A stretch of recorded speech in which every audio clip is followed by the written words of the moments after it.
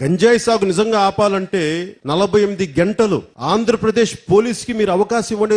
48 గంటల్లో ఆంధ్రప్రదేశ్ పోలీస్ దాన్ని కట్టుదిట్టం చేయకపోతే అడగండి. 48 గంటల్లో పోలీసులకు ఆర్డర్లు ఇస్తే గంజాయి లేకుండా చేస్తానని చెప్పినటువంటి సొల్లు కబుర్లు, సోతి కబుర్లు 18 నెలలు అయింది. ఏం పీకాడు అని ప్రజలు అడుగుతున్నారు. దాని దగ్గర సమాధానం ఉంది. 48 గంటలు ఏం 48 గంటలు 18 నెలలు అయింది. గత సంవత్సరంతో పోల్చుకుంటే ఈ సంవత్సరం 2,40,000 కేజీల గంజా ఎక్కువ దొరికింది. మన ఏబిఎన్ డిబేట్ మొత్తం అదే. గత సంవత్సరం 2024, 23, 24తో పోల్చుకుంటే ఈ 18 నెలల కాలంలో 2 లక్షల కేజీల పైగా గంజాయి ఎక్కువ పట్టుబడింది ఆంధ్రప్రదేశ్ రాష్ట్రంలో. ఏం చేస్తున్నావా నువ్వు?